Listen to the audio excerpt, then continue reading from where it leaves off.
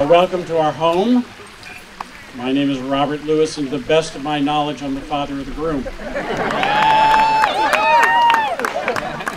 As I look around me, I see so many have come to share in this moment from so far away.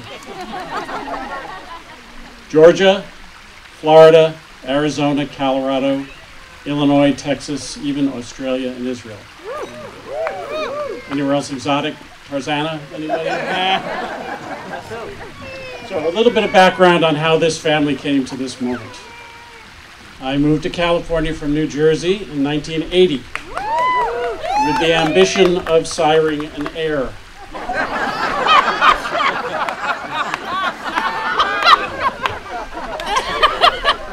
Along the way, I faked my way through 4 decades of success in the TV business. And just to give you a quick story about my staggering success in the biz, a few years ago I was producing a TV show at a studio in Hollywood, and one evening some Kardashian or other was having a huge star-studded bash in one of the sound stages on the lot. And one of our drivers was taking me to location. As we left the lot, there were scores of paparazzi outside the studio gate. So I thought I'd have a little fun, and as we drove through the throng, I covered my face. Flashbulbs popped like fireworks.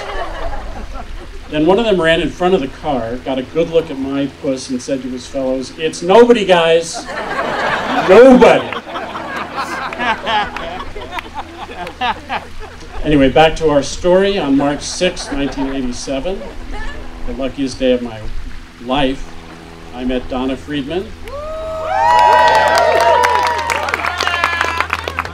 whom I somehow tricked into marrying a schlemiel when she could have had anyone she wanted.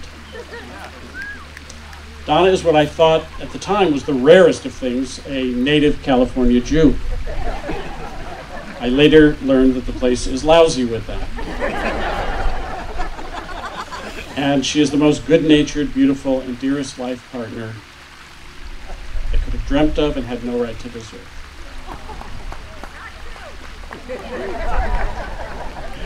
My whole world lights up whenever she walks into the room. We've laughed and loved ourselves through a lifetime. She affectionately refers to me as the best idiot I ever married.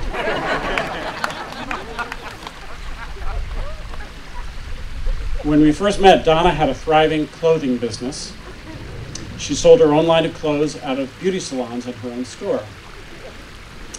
As she dealt rapidly with customers, cash money would find its way into numerous places on her person, including her brassiere. And I have such blissful memories of her coming home each night. She'd take off her bra and money would fall out.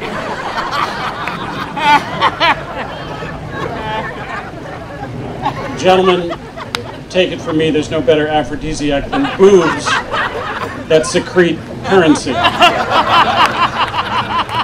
Talk about a cash cow.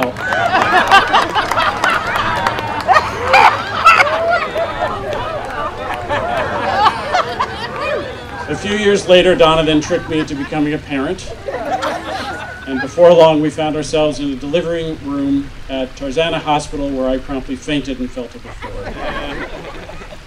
Ladies, you already know all about this, so I'll spare you the horrific details of the actual act of giving birth. But I'll just reveal to you that it is the most painful, excruciating, and harrowing experience that a man can go through. It's quite unnatural. So I first met Alexander Morton Lewis on May 14, 1990. After he tortured his mother for 21 hours. We named him for Donna's mom, Alex, and my dad, Morton, whom we miss terribly, especially tonight. Anyway, I looked down at this tiny, vulnerable, brand new life that we brought into the world, and I thought, Jesus, is that kid ugly? Anyone seen Alien? He looked roughly like the creature that popped out of Sigourney Weaver's stomach, all scrunched and covered in an unearthly silvery foam.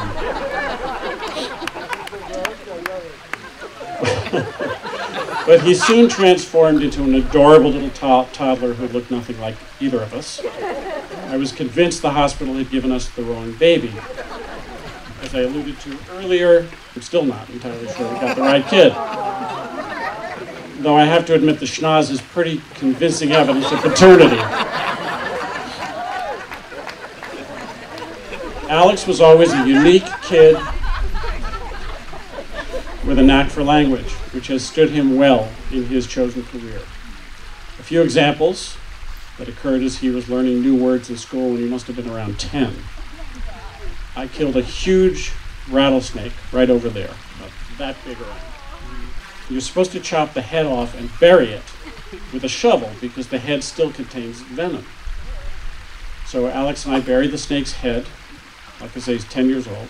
And as I turned to leave, he said, "Shouldn't we say a few words?" I said, "Be my guest." And here's what he said. "Today we lay to rest Snakey the Snake, who probably had a wife and kids who loved him very much. And isn't it an irony that the shovel that killed him is the shovel that buried him?"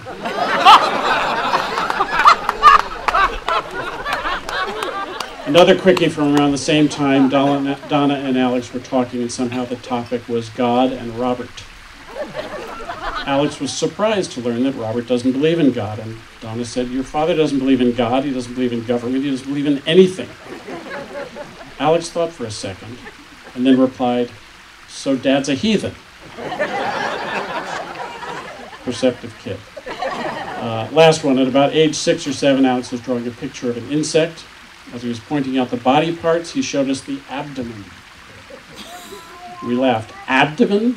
What's that?" He said, "You know, it's a bug's tuchus."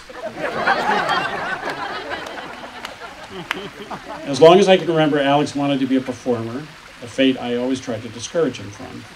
In fact, I've been throwing cold water in his dreams since he was 7 years old. Then when he was a senior in high school, in a production of Urinetown, I watched the unending joy he got from performing. I finally got it through my thick head how much he loved it. So I apologized to him for my overbearing attitude and thereafter encouraged him to pursue his dream. Alex, I'm so impressed by what you've accomplished. Flying around the country, entertaining audiences with your 2 collaborators, Keith and Huey, who are huge talents and, more importantly, great friends to you. Alex, I'm very proud of the man you've become. You've accumulated a really nice group of friends who love you, and that says a lot about you. Then, most significantly, on Alex's birthday a few years ago, you found jazz to complete your life. I always told Alex the most important thing in life is to find someone you love being with every minute, and he did. Jas is a sweet, easy to be with, gorgeous and talented young woman, and they are great together. I don't think I've ever seen them fight. Perhaps Alex has taken a hint from his mom when he heard her say to me, "If you just shut up, we'd never fight."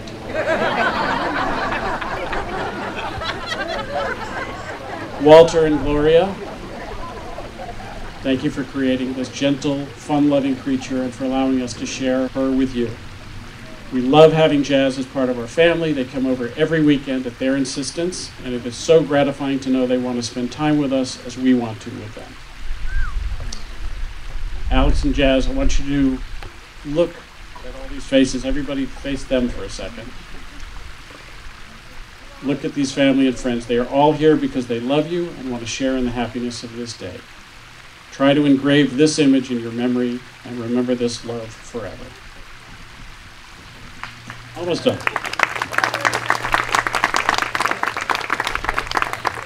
To my incredible wife, thank you, Donna, for putting this very special event together against my better judgment.